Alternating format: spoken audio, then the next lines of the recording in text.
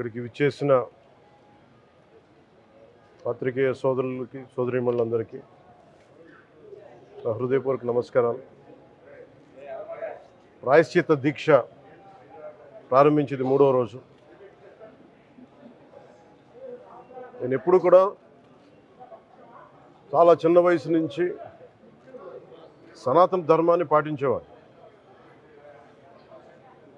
మా ఇష్టదైవం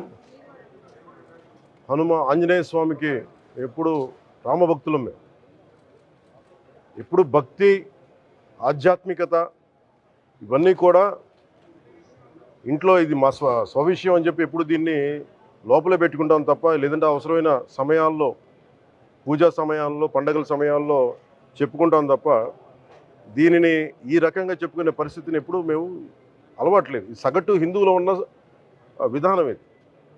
ఎందుకంటే ఈ దేశంలో ఉన్న సగటు హిందువుకి ఎప్పుడు భయం ఉండదు. సగటు హిందువుకి ఏ రోజు కూడా ఇంకొక మతం మీద కానీ ఇంకో వ్యక్తి మీద కానీ ద్వేషం ఉండదు. విజయనగర సామ్రాజ్యం నుంచి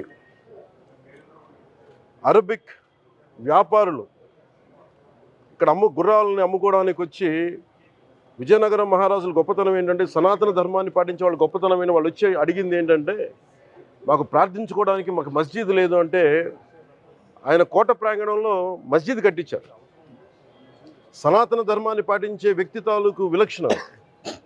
అలాగే అనేక మంది సంస్థానాలు కానీ అందరూ కూడా పోర్చుగీస్ నుంచి వచ్చిన ఎవరు వచ్చినా, క్రిస్టియానిటీని తీసుకొచ్చినా కానీ అందరికీ సమానంగా ఈ దేశం తీసుకుంది. పార్సీల్ని తీసుకుంది లోపలికి, జొరాస్ట్రియన్స్ని తీసుకుంది. ఏ మతం వచ్చినా లోపలికి తీసుకుంది, ఇముడ్చుకుంది తప్ప ఇంకో మతాన్ని ఎప్పుడు ద్వేషించాల. కానీ ఈరోజు నేను మాట్లాడుతుంది ఈ ప్రాయశ్చితం దేనికి దీక్ష అనుకుని, నేను ఎప్పుడు మీ అందరికీ తెలుసు 5 సంవత్సరాల వైసీపీ పాలనలో ఇదే దేవాలయంలో కనకదుర్గ అమ్మవారి రథం తాలూకు మన సింహాలు మాయమైనవి, కొన్ని ఇబ్బందులు, తప్పులు జరిగినాయి అంటే ఒక్కొక్కరు ఎలా మాట్లాడారు వైసీపీ నాయకులు. వాళ్ళెవరు ముస్లిమ్స్ కాదు, హిందూస్ కాదు, వాళ్ళెవరు ముస్లిమ్స్ కాదు, క్రిస్టియన్స్ కాదు, హిందువులే అందరూ. పొద్దున్నేస్తే తాళ్ళు కట్టుకునేవాళ్ళు, బొట్లు పెట్టుకునేవాళ్ళే. కానీ ఒక తప్పు జరిగింది, ఒక అపవిత్రం జరిగింది అంటే పదవులు అనుభవిస్తూ ఉన్నవాళ్ళు, పొద్దున లేస్తే గుళ్ళకి వెళ్ళేవాళ్ళు, వీళ్ళు అపహాస్యం చేస్తూ ఉన్నారు, వీళ్ళు వెటకారం చేస్తూ ఉన్నారు. ఈ ఎంటైర్ ఈ విషయంలో వాళ్ళు మతం పుచ్చుకున్నారా లేదా నాకు అన్నీ తెలియదు. వైవి సుబ్బారెడ్డి గారు ఉన్నారు, భూమన కరుణాకర్ రెడ్డి గారు ఉన్నారు, వారి కుటుంబ సభ్యులు ఉన్నారు. ఎవరైనా సరే మీరు మతం పుచ్చుకున్నారా లేదా నాకు తెలియదు. అవన్నీ అది మీరు బయటికి చెప్పుకుంటారా లేదు నాకు తెలియదు. నేను అది కూడా మాట్లాడట్లా. కానీ మీరు బాధ్యత తీసుకున్నారు. మీరు హైందవ ధర్మాన్ని కాపాడుతానని మీరు బాధ్యత తీసుకున్నప్పుడు కాపాడాల్సిన అవసరం మీ మీద ఉంది. బోర్డుని మీరు స్థాపించారు, మేము స్థాపించాల. తప్పులు జరిగినాయి. తప్పులు జరిగితే వైఎస్ జగన్ గారు ఏం చెప్పాలి? ఒకవేళ నాకు తెలియకుండా మేము ఆయన బ్లేమ్ చేయట్లా. కానీ మీ ఆధ్వర్యంలో జరిగింది, మీరు కాన్స్టిట్యూట్ చేసిన బోర్డు వల్ల జరిగిన తప్పిదాలు ఇవి, మేము ఇవి కనుగొన్నాం.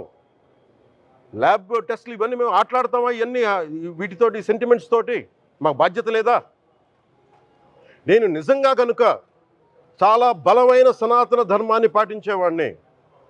చిన్నప్పటి నుంచి, పొద్దున్న లేచినప్పటి నుంచి రాత్రి పడుకునేదాకా మా ఇంట్లో రామనామం ఉండేది, రామ జపం ఉండేది మా ఇంట్లో. అలాంటి రామభక్తులం మేము.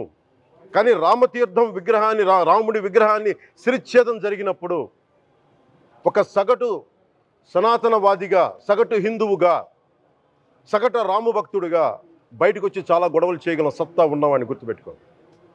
ముఖ్యంగా వైసీపీ నాయకులకి, నన్ను విమర్శించే దేశ యావత్తు నన్ను విమర్శించే ప్రతి ఒక్కరికి తెలియజేస్తున్నా, గొడవ పెట్టుకోవాలంటే చాలా బలంగా గొడవ పెట్టుకోవాలి. కానీ నాది పేదవాళ్ళ కష్టాలు, క్రిమినలైజేషన్ ఆఫ్ పాలిటిక్స్, వీటి మీద మేము మాట్లాడతాం, వీటి మీద తప్పించాం.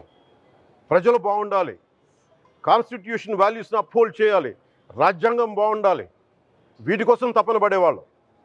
కానీ సెక్యులరిజం పేరు మీద,